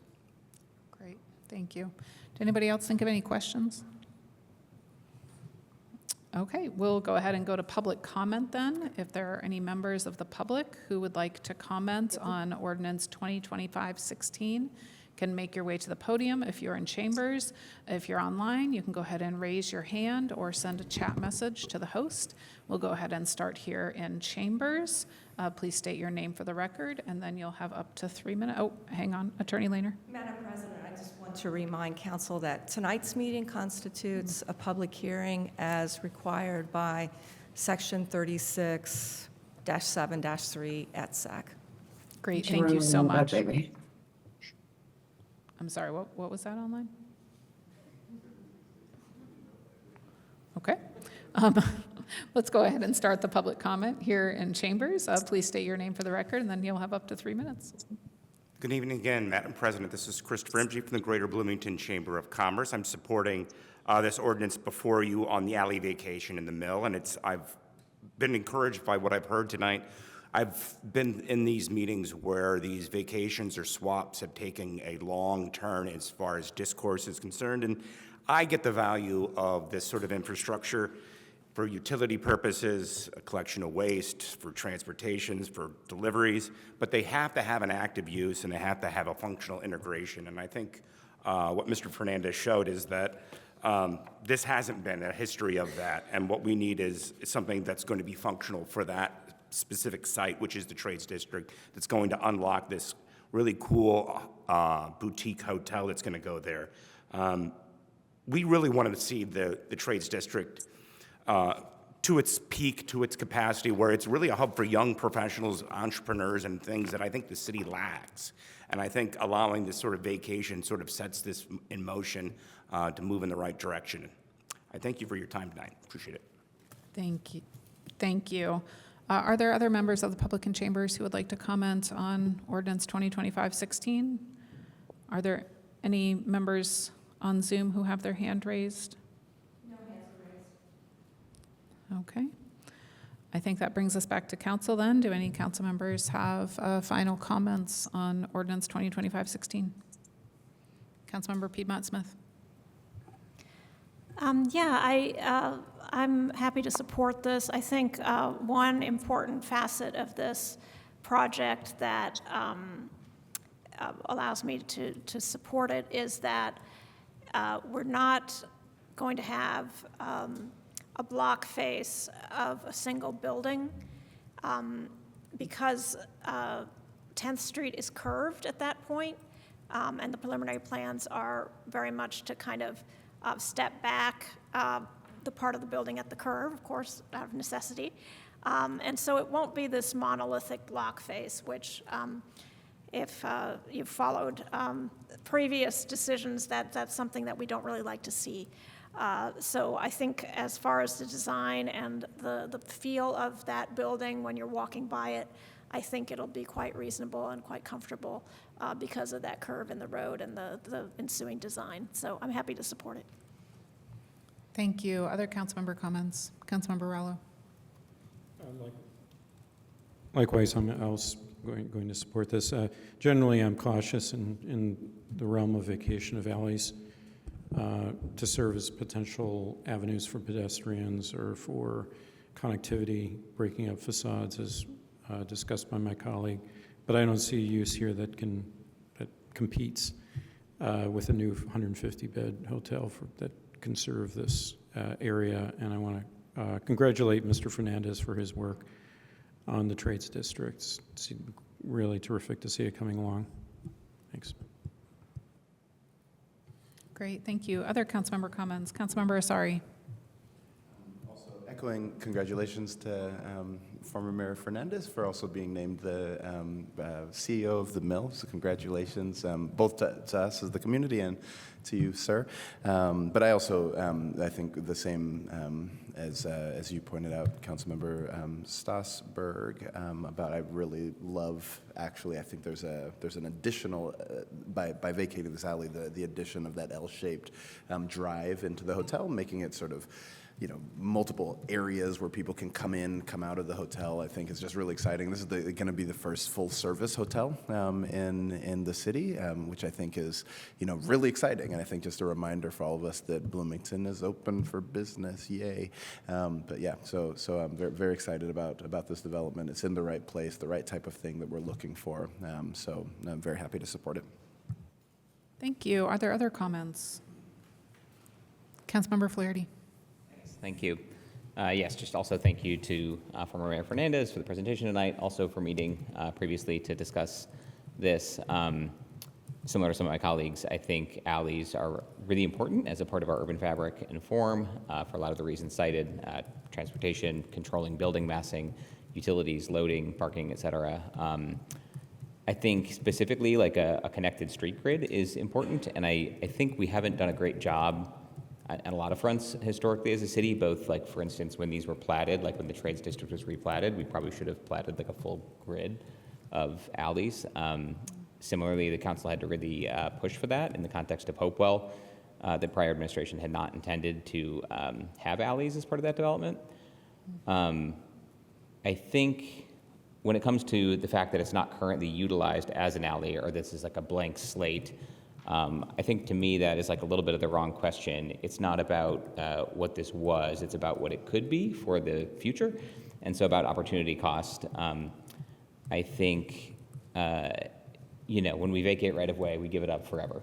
You're giving up a public benefit in perpetuity for private use, and you know, I think there are many instances all over the community where we've regretted that, where we've done that and vacated right of way sometime in the last 100 years. And so I think that's a concern for me. I think also it's a little bit of a false choice of, you know, vacating the alley for this development, or the development can't happen, or something like that, which no one said explicitly, but I feel like it's sort of been implicitly part of the conversation. But I'm not aware of another downtown hotel that takes up more than a half of a full city block. So the Hyatt, the Hilton Garden Inn, the Graduate, those are all on less than a half of a city block, which is what the lot as it exists is. And so I guess I don't see a significant enough public benefit to justify giving up the, you know, public benefit of the alley and public right-of-way that is there now. So I'm not going to vote to support it, but I do appreciate the perspectives around it and the conversation. Thank you. Thank you. Other councilmember comments? Councilmember Rosenberger. I am having a night of not that much talking, but I'll just say I would like to echo council members Rallo and Flaherty. Thanks. Okay, thank you. Councilmember Ruff.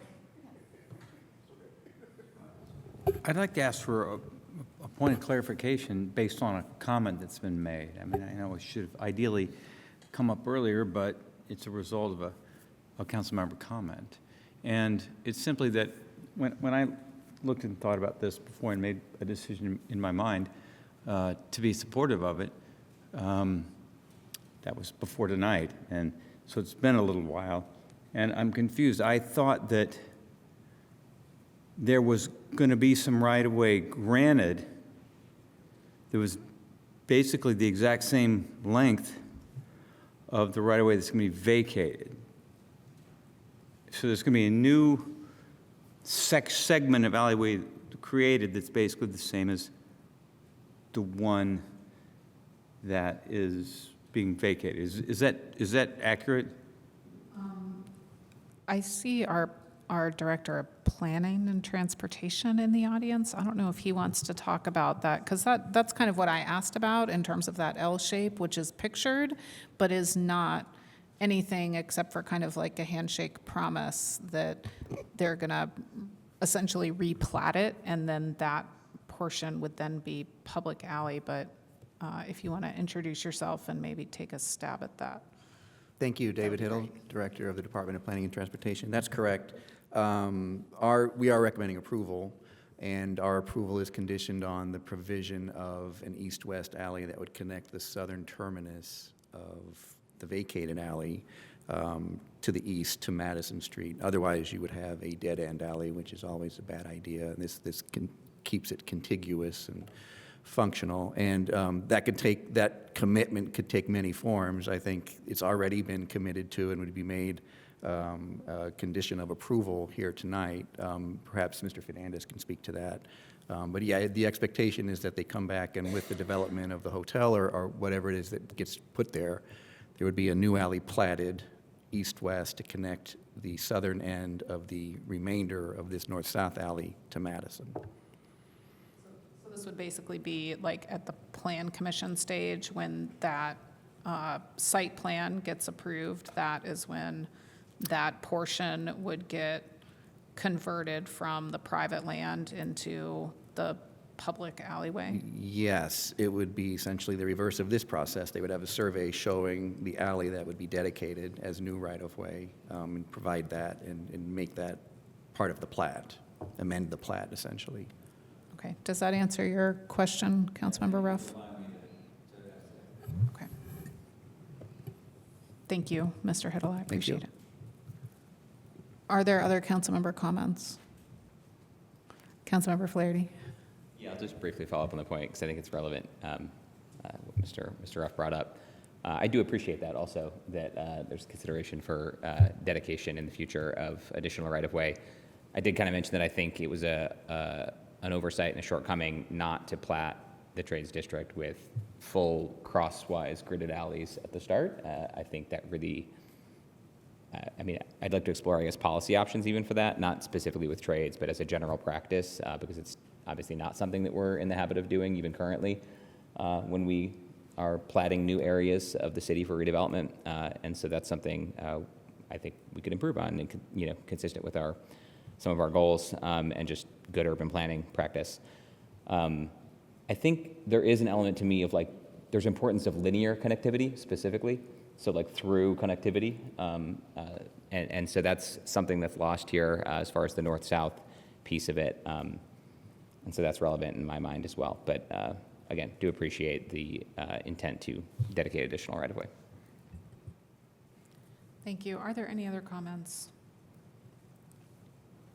Okay, I'll just say that I appreciate Councilmember Flaherty's concern over public right-of-way and the importance of alleys and connectivity. I do think in this situation that L-shaped alley kind of works for me in terms of that concern that I have about it. And because it is kind of starting with a blank slate, I think that,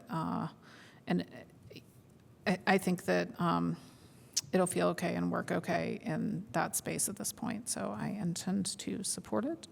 And seeing no further comments, would the clerk please call the roll on ordinance 2025-16 as amended?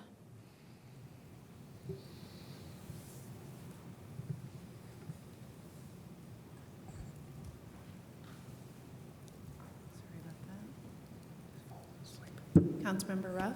Yes. Rallo? Yes. Piedmont Smith? Yes. Strasburg? Yes. Daley? Yes. Rosenberger? Yes. Asari? Yes. Flaherty? Nope. Thank you. That passes with a vote of 7-1. Councilmember Daley. I move ordinance 2025-17 be introduced and read by the clerk by title and synopsis only. All those in favor of the clerk introducing ordinance 2025-17, please say aye. Aye. Opposed? Thank you. Will the clerk please read? Ordinance 2025-17, an ordinance to amend Ordinance 2024-19 that fixed the salaries of officers and employees of the police and fire departments for the city of Bloomington, Monroe County, Indiana, for the year 2025. The synopsis is as follows. This ordinance amends Ordinance 2024-19, an ordinance fixing salaries for officers and employees of police and fire by allowing fire department employees who were hired in December of 2024 but started in 2025 to receive a sign-on bonus, and by revising positions in the police department as follows: updated job titles and grades for 3 positions, adding a position, and removing a position. The amendment comes at the request of the Human Resources Department to reflect changes to several positions within the city. Thank you. I move ordinance 2025-17 be adopted. Thank you. It looks like we have our Director of Human Resources here to present, so if you could state your name for the record. Yes, good evening, Council. Shar Paycheck, Director of Human Resources. I am here to present Salary Ordinance 2025-17. And as summarized, this is for the fire department and the police department. And there's a firefighter that started in 2024 that just missed our orientation process in order to receive their bonus. And so the fire chief is requesting that we honor all of the steps that that firefighter went through in order to start in time and just was unable to because of our internal processes. And this ordinance also reflects requests from the police chief, Dekoff, in order to amend and eliminate and right-size, basically, some positions that are in the police department, records and dispatch, in order to better reflect what the operational needs are of those departments. And I'm happy to answer any questions that you have to the best of my ability. Great, thank you. Are there questions for Ms. Paycheck? Nobody has any questions? Councilmember Piedmont Smith. Yes, so I asked some of these via email earlier, but just for the public's benefit. So the new position of Accreditation and Quality Assurance Specialist / Telecommunicator 2, is there an incumbent who's going to take that position, and what was their position title before? So my understanding is that there is an incumbent for that position, but just to add some clarity to it, there is a employee who is currently in the official title of dispatch manager, but has been pulled from that role to primarily focus on CALIA certification. That is what they have been doing for some time now. And so what this request is doing is actually creating a position for that individual to actually focus on accreditation, and then creating an opportunity for the individual that is currently in the Director of Civil Operations position to actually go into that dispatch manager position. Okay, I see. So the incumbent in the Director of Civil Operations is moving to a district dispatch manager position that already exists? Correct. Okay. And then the person currently in that dispatch manager position is actually working on accreditation, so they'll take the new position. Correct. Okay. Thank you. You're welcome. Can I ask a follow-up on that real quick? Well, it's kind of out of order, though. So you just said that the Director of Civilian Operations is going to move into a dispatch manager position? Yeah, because And I'm just wondering where that is on like the flow chart, like the department organization chart. I don't know if you have it in front of you, but. Well, I don't know which one you have in front of you, but if you have the 2025 org chart, is that which org chart are you looking at? I have the one that was in our proposed budget packet from last August. From last August? Okay, so Yeah. that would be the 2025 one. And so if you're looking at the police department org chart for 2025, if you have the same one I have, like all the way over to the right, Under dispatch and records, there is a director of civilian operations. Okay. Yes. So that position is designed to oversee both dispatch and records. That has actually not been happening. So this individual who is in this position has been in a position where they are supposed to be managing dispatch, but they haven't actually been in that dispatch manager position. And so that's why the request for this evening requests to eliminate the director of civil operations position. Again, no one has really been functioning in that position, especially because that position is supposed to be overseeing both dispatch and records. So with the elimination of that position, that means that the incumbent in that position will go to the telecom manager. That is what you will see on your org chart. Okay, which you just called like the dispatch manager. I did, I'm sorry, yes. Well, no, that's fine, but Yeah. that's what the dispatch manager is, and then the record Correct. supervisor Yes. is like somebody different, and they're doing something different. And so there won't be, who will those people report to then? Who will the telecommunicators or who will the dispatchers report to? Yeah, like if that telecom manager and that record supervisor were currently reporting to the director of civilian operations, where are they reporting to instead? Or are they not really reporting to? Well, both the telecom manager and the records manager both report to Captain Pedigo. Okay, so we're just skipping out. And that is line. the current structure. There is no change to that. They currently Okay. report up to Captain Pedigo. Okay, great. Thank you. Councilmember, sorry, I saw your hand up. Thank you. Thank you so much, Dr. Picek. Currently, for Ordinance 17, this only affects one individual. Is there any universe in which it affects more than one individual? What do you mean by it affects one individual? Are you thinking of the director of civilian operations that will go to the telecom manager? Is that what you mean by it affects one? Not the shift, but the bonus portion of this. It's only. Yeah. Thank you for the clarification. Yeah. It's Fire. Exactly. We're talking about Yes, the fire because just that's what we're one. talking about now, right? That's the Yes. right. We haven't combined these two.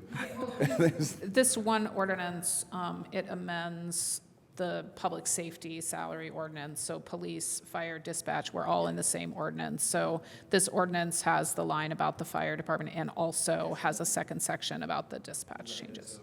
It's one firefighter. It's one firefighter. It's just one firefighter. So that would be budget implications of $5,000 right. plus fringe benefits, Right. yes. And is there any context, especially with firefighters now with their ability to move multiple? No, we don't like, believe there's so. no, We believe when that budget was offered, there was just one individual, again, based on our internal processes. It was towards the end of the year, around the holidays. We Yeah, have it was less just yeah. orientations in December, Understood. so they just missed that cutoff. Understood. No Thank you. fault of their own. Thank you. Thank you. Are there other questions? Okay, I have another one. The updated job title changes to categorize folks as the administrative clerk 1, administrative clerk 2, administrative manager 2, and administrative manager 3. Is that kind of categorization of like manager 2, manager 3, clerk 2, I could imagine a clerk 1 or a clerk 3. Is that something that you're trying to kind of standardize across the city in terms of like job titles and how they relate to responsibilities across departments? Yeah, we're trying to get there because when you look at the 1, the 2, and the 3, really what that means is that those positions are very similar, which means based on the duties, they are graded the same, so like a grade 6 or a grade 7, but some of them have specializations. And so the specializations warrant the 1, 2, and the 3, but the specializations don't necessarily warrant a higher job grade. Okay, thank you. Seeing no other questions right now, kind of looking as I say that, let's go ahead and move on to public comment right now on ordinance 2025-17. If there's any member of the public who would like to make a comment on ordinance 2025-17 in chambers, you can go ahead and make your way to the podium. If you're online, you can go ahead and raise your hand using the reactions tab or send a chat message to the host. And I don't see anybody in chambers making a sprint for the podium, so I'm just going to give it a minute online to see if anybody would like to raise their hand and speak. Attorney Lehner, has anybody? There are no hands raised. Okay, let's bring it back to council then for any final comments. Oh, follow-up question from council member, sorry. Just a super quick one. The police portion of 17, does that reflect changes in goals, priorities, or is this sort of a natural evolution of particular roles? And I would say if it affected any goals, it wouldn't be big picture. It wouldn't change the high-level goals of it, except for to better position dispatch to operate in a way that there is a clear structure of management and support of the overall center. So, yeah. Cool. Thank you. Any other, or sorry, not any other, any final comments from council members? Okay. Seeing no final comments, I think that we're ready to call the roll on ordinance 2025-17. Councilmember Rallo? Yes. Piedmont Smith? Yes. Strasburg? Yes. Daley? Yes. Rosenbarger? Yes. Asari? Yes. Flaherty? Yes. Ruff? Yes. Great. Thank you. That passes unanimously. Next. I move ordinance 2025-18 be introduced and read by the clerk by title and synopsis only. It's been moved and seconded to read ordinance 2025-18. All those in favor, please say aye. Aye. Opposed? Thank you. Will the clerk please read?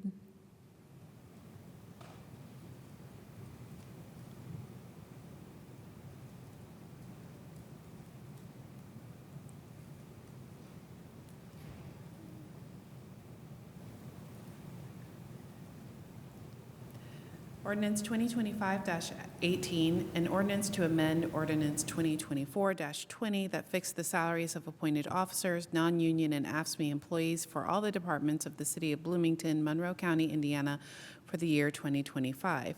The synopsis is as follows. This ordinance amends Ordinance 2024-20, which fixed the salaries of appointed officers, non-union, and AFSCME employees for the year 2025. This amendment revises the grade for one position, creates a position, and eliminates 3 positions. The amendment comes at the request of the Human Resources Department to reflect changes to several positions within the city. Thank you. I move ordinance 2025-18 be adopted. Second. Thank you. If you want to state your name for the record again. Yes, thank you so much. Shar Paycheck, Director of Human Resources. I am here to present ordinance 2025-18. This ordinance includes a position that will be eliminated in the hand department, which would be a program manager position. The reason why it's being eliminated is to replace it with an operations manager position. Director Killian Director of Hand believes that this new role will manage additional staff and oversee all public-facing events and outreach. And this cost difference should be minimal because it's just going to be the difference between eliminating the program manager position and adding the operations manager position. So again, this is what Director Killian Hansen feels would be best for the hand department and the operations that they need. This ordinance also reclassifies for the council office, the assistant administrator, the legal research assistant. So the Human Resources Department received some revised duties and requirements for this position. And so we agree that that would warrant an increase in the grade in order to both attract and retain talent. And the utilities department, the T&D department, has requested to eliminate 2 positions that basically are not currently filled, have not been filled for a while, or they do not feel like they are needed for operations going forward. And I'm happy to answer any questions that you have. Great, thank you. Are there questions from council members? Nobody has any questions?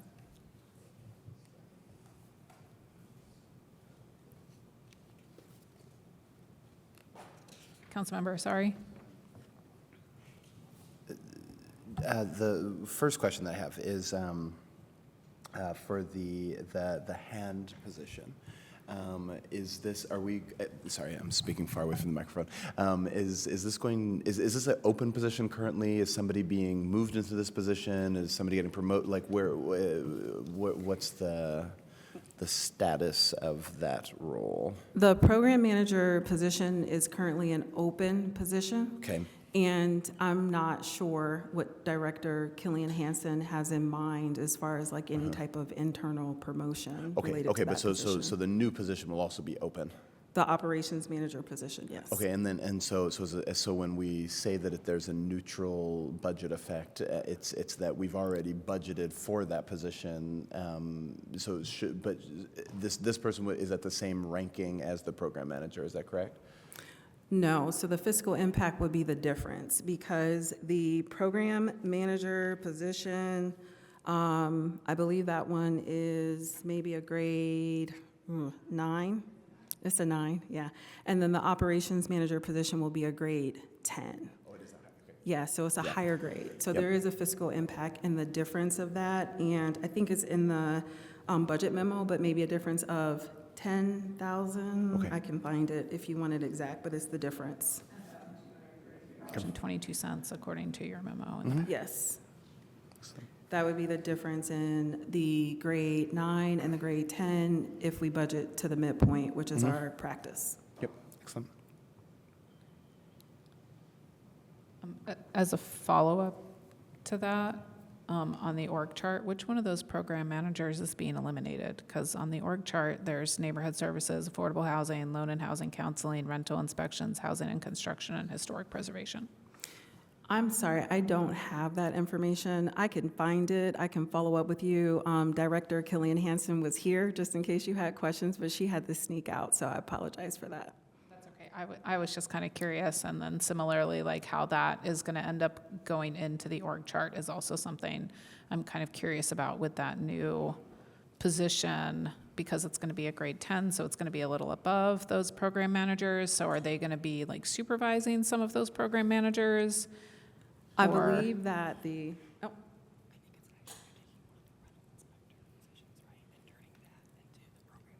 on your org chart, the rental inspectors, there are program managers for the rental inspectors.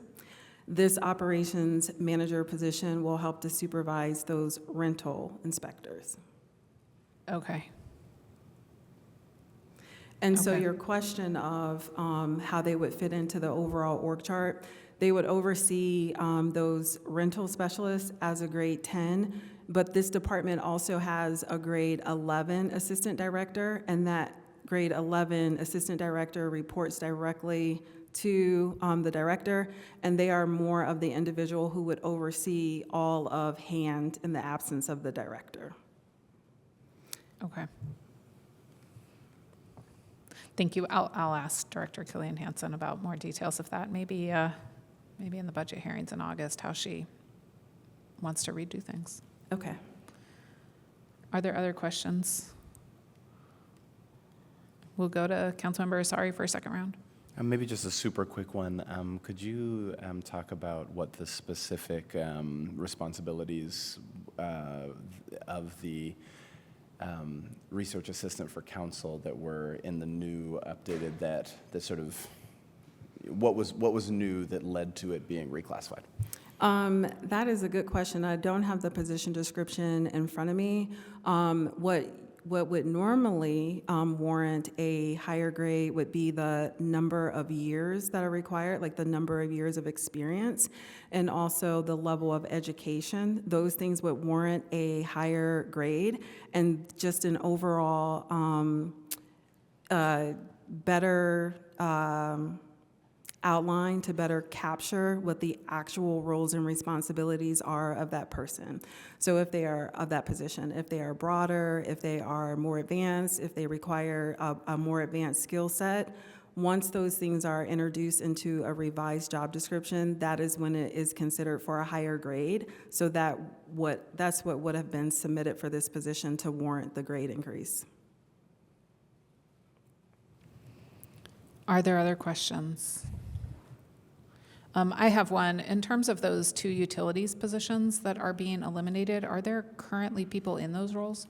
There are not currently people in those roles. No, either they have been vacant for a while now, or there is no intent to need those positions to fill them in the future.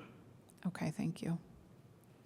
Seeing no other questions on this, let's go ahead and go to public comment on ordinance 2025-18. If there's a member of the public who would like to comment on this ordinance, please make your way to the podium. If you're online, go ahead and use the reactions tab to raise your hand, or you can send a chat message to the host.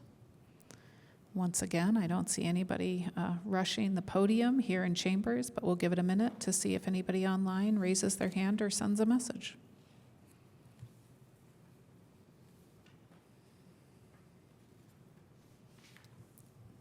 Attorney Lehner, is there anybody with their hand raised? No. Okay, thank you. I think that brings us back to council. Are there any council member comments on ordinance 2025-18? Councilmember Piedmont Smith. I'm very pleased to see the change in the council researcher, assistant administrator position. That's something that I fought for last fall, and I am glad that we're changing that. I would even hope for a 7 eventually, but 6 is better than 5. So great to see that. And then I just want to briefly say that I'm disappointed that we're not going to have sewage sniffing dogs, which were proposed 2 years ago, since that engineering field tech K9 unit is now no longer going to have a staff member and is not going to exist anymore. But I was looking forward to meeting the sewage sniffing dogs. But other than that, I'm fine with this ordinance and pleased with your work on it. Thank you. Thank you. Other council member comments? I'll just do a quick comment then, and I just want to send a thank you out to Council Attorney Lehner. I know that she has worked really hard over the past few months trying to figure out this legal research assistant job description, and as somebody who's new to the office, kind of doing that work and understanding what is really needed in that role for somebody and what those job duties need to be, and then going through the process that needed to be gone through. I really appreciate her work on that. And I'm looking forward to having somebody permanently in that position again. And I'm thankful that we do have a temporary staff member starting next week, but I'm looking forward to that being able to be advertised accurately in the future. And I'm also pleased to support this. I'm also, there were a lot of discussions about the hand department last year, and they're starting some different initiatives on different services, and I'm excited to kind of see where some of this organizational shifting goes and how it plays out in the future. So thank you, and thank you to Director Paycheck for both of these ordinances and the work that you and your staff have done through this whole process. Continue consideration and support. Thank you. Unless there are further comments, will the clerk please call the roll on ordinance 2025-18? Councilmember Piedmont Smith? Yes. Stossberg? Yes. Daly? Yes. Rosenbarger? Yes. Asari? Yes. Flaherty? Yes. Ruff? Yes. Rallo? Yes. Thank you. That passes with a vote of 8-0. That is it for our legislation this evening, so we're moving on to a period of additional public comment. This is a second time set aside to for the public to be able to give comments on items not on the agenda. If you're a member of the public here tonight and you want to comment on something not on the agenda, if you're in chambers, you can make your way to the podium and you will have up to 3 minutes. If you're online, go ahead and raise your hand using the reactions tab or send a chat message to the host. And I only saw somebody pretend jogging to the podium here in chambers, but we'll give it a minute to make sure there's nobody online who wants to say anything.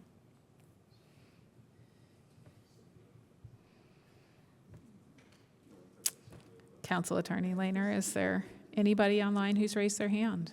No hands are raised.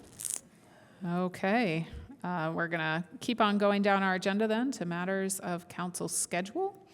I have a couple of things to announce. One, of course, is that our next meeting is next week on May 14th, where we will have a deliberation session with the administration about budget items, trying to figure out our shared budget priorities and just continued collaboration and discussion about that. Our next regular session is 2 weeks from today on May 21st. So those items that were read for first reading will be discussed that evening. And the other note that I just want to get on people's calendar right now is the groundbreaking for the convention center is on Tuesday, June 3rd at 3:30. So council members, there was an invitation sent out by the CIB today about that, but just for the public as well. So it's recently been announced that's 3:30 on Tuesday, June 3rd. Are there any other matters of council schedule that anybody would like to point out? Seeing none, I think that means we've made our way to the end of the agenda and we are adjourned. Thank you very much for your time.